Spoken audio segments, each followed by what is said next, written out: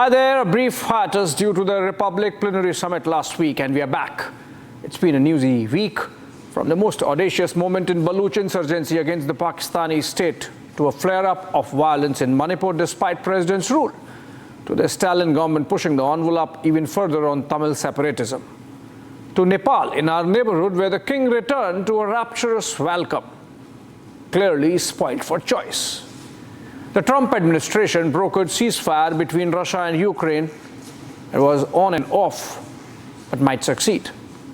The Trump tariff plan has clear contours now, and some of its impact has already kicked in. So I picked two. Let's have a deep dive on what the tariff war means for India and the world. Two, I take you on a journey to Kathmandu. Is the Himalayan kingdom on road to be a Hindu Rashtra again? Let's get started.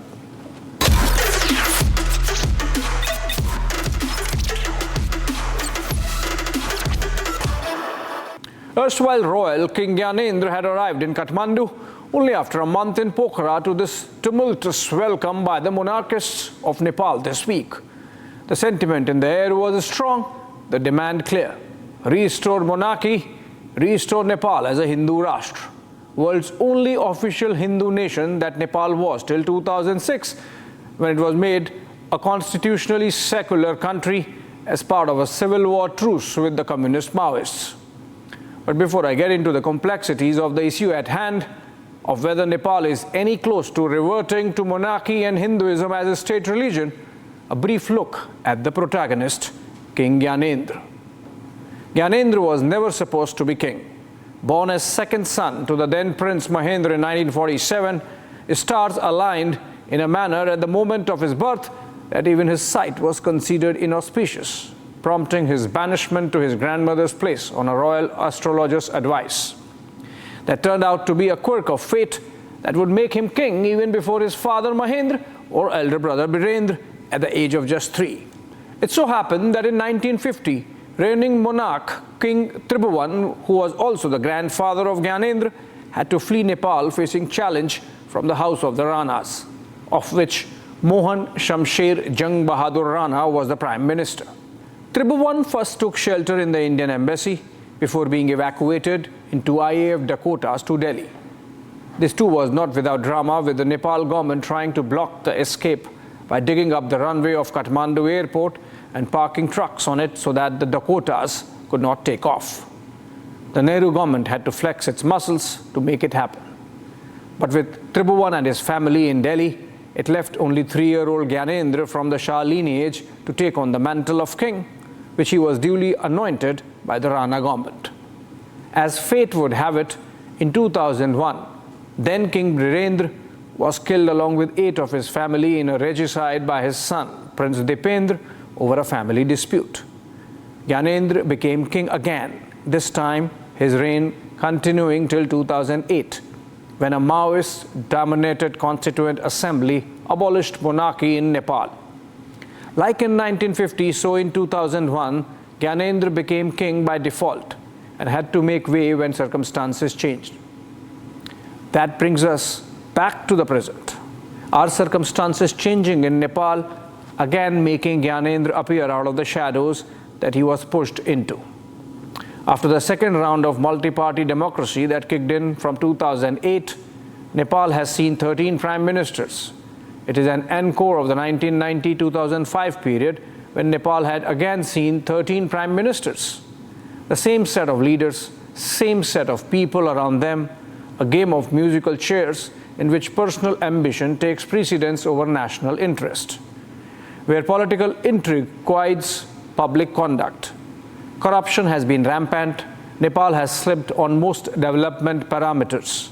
Infrastructure is broken. But for mountain tourism and foreign remittances of Nepalese abroad, the economy in complete shambles. Incumbent KP Sharma Oli has been Prime Minister 4 times in the last decade and a half. His ally Pushpa Kumar Dahal alias Prachanda thrice. Sher Bahadur Deoba 5 times. Gireja Prasad Koirala, who passed away in 2010, had been PM 5 times. Surya Bahadur Thapa, who died in 2015, had been PM again 5 times. Lokesh Bahadur Chand became PM 4 times. The likes of Krishna Prasad Bhattarai, Madhav Nepal, Sushil Koirala, Baburam Bhattarai have been faces in Nepali politics, controlling levers of power for 3 decades and more. The case of Surya Bahadur Thapa is the most emblematic of the Malays.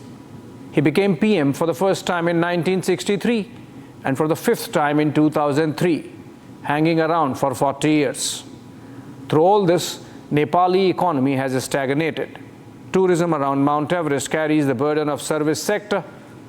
Against a potential of 90 gigawatts of hydropower, Nepal has managed just about 2.5 gigawatt of installed capacity. Projects remain mired in corruption. Flagship infrastructure ports like Pokhara and Lumbini airports have come up courtesy China. Look at this report.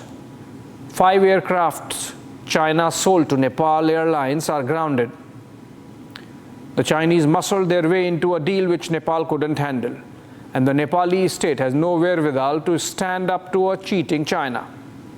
A pro-China KP Sharma Oli knows he is a voiceless client for Xi Jinping. Or look at these headlines.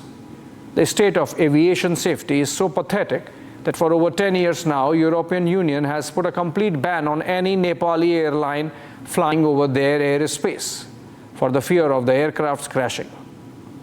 This report on the notorious Buddha Air says that the pilots did not even come to know that one wheel had fallen off during takeoff, though they managed to land the plane safely. All these reports are from this week alone. That gives you a sense of frustration that might be building up among the common Nepali citizens over the state of affairs. The mismanagement of the country by the kleptocracy can be allowed to run only that much in the name of multi-party democracy. That is why the mass welcome to Gyanendra this time might be little more than a few thousand monarchists propping up a former king. Since being forced out of the Narayan Hiti Palace in 2008, Gyanendra kept a low profile for most part. Only once in 2012, in an interview, he expressed frustration at the way things were panning out and did some loud thinking on his return. The context was that the first Constituent Assembly had failed to come up with a constitution despite 4 years having passed since 2008. A subsequent Constituent Assembly elected in 2013 managed to build consensus to bring about a federal, democratic and secular constitution in late 2015. It took the squabbling Nepali politicians 8 years, yes, 8 years to agree on a constitution. In July 2019, the birthday of King Gyanendra saw street celebrations in Kathmandu by royalists. In February 2023, he attended a pro-monarchy event in Jhapa district, but chose not to speak, just gracing it with his presence on the dais. Then again in October 2024, he visited Bhutan, where he was well received by the Bhutan royal family.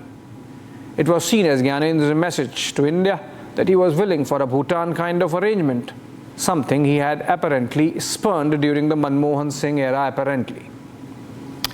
But he broke silence on February 18 last month, setting a cat among pigeons. In a pre-recorded video released for the Democracy Day, Gyanendra expressed dissatisfaction with the situation in Nepal and sought better accountability.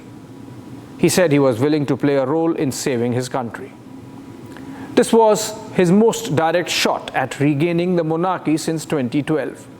संसारकै पवित्र मुलुक नेपालमा जन्मन र यही माटोको सुगन्धमा आफूलाई समर्पण गर्न पाउँदा हामी हरेक नेपाली पुलकित छौं, गर्वान्वित महसुस गर्दछौं।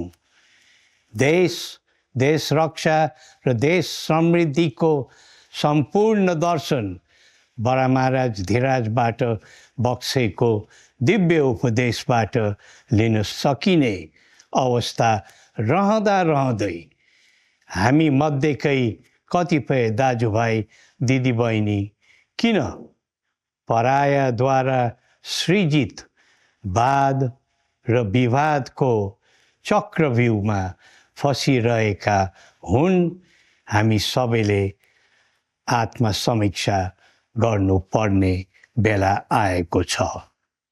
His reception in Kathmandu on March 9 has to be seen in this backdrop. A day before his return, Gyanendra unveiled a statue of his cousin, King Birendra, at a Pokhara square. The event saw a strong sloganeering in support of monarchy. People egged on Gyanendra to return to power. The pre-2006 national anthem, which sees royalty as protector of the nation, Shriman Gambhir Nepali, was also played. The messaging could not have been clearer. The video and the reception set the political temperature soaring in the Himalayan kingdom. Prime Minister Oli challenged Gyanendra to join politics and contest elections. Former PM Prachanda went a step further. He directly blamed the former king of usurping the throne by making the royal massacre of 2001 happen. These can be seen as stakeholder responses of those in power. But even among the elites of Nepal, the approach to the idea of return of royalty might be softening. Hisila Yami, wife of former Maoist PM Baburam Bhattarai, for example, has expressed frustration publicly at the ineffectiveness of multi-party system and called for the return of monarchy. In 2023, just ahead of his trip to India, then PM Prachanda was petitioned by his own party, again a hardcore communist setup, seeking a referendum on return of monarchy. Prachanda raised quite a few eyebrows in Kathmandu and Beijing with a visit to Mahakal temple in Ujjain, complete with rituals in a saffron robe. The shift from red to saffron might have some feedback from the ground. That brings me to the India part of this issue. As a landlocked country, Nepal has had to deal with two powerful neighbors forever: China up in the north and India down south. But for most part, Nepal has had an India tilt, in good measure because of the people-to-people connect. Nepal was and is Hindu, not atheist. Nepali language is Sanskritic in origin with Devanagari script, not Mandarin. China's entry was always political through communism and Maoism. It has never had any organic connect.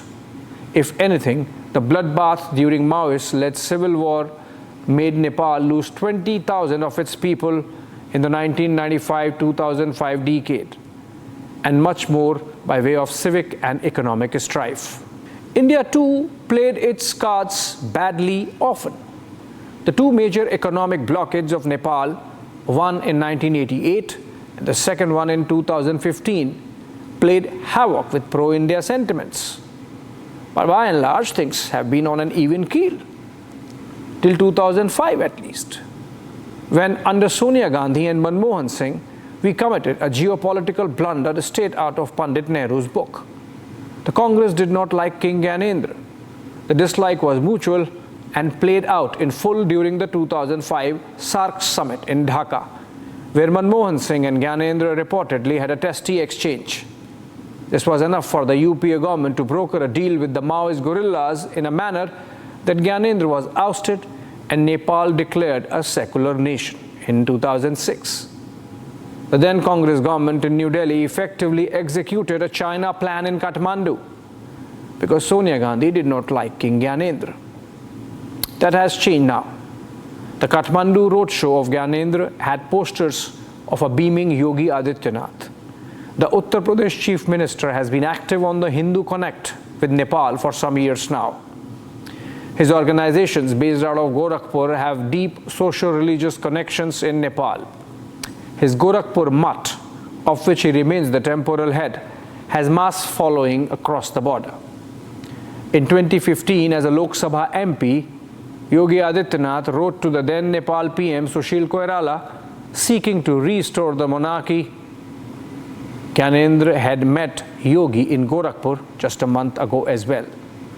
So there is an overlay of a resurgent Hindutva polity in India rubbing off the supporters of the king, who see in the monarchy a unifying factor in a fractured, directionless and corrupt multi-party democracy of Nepal.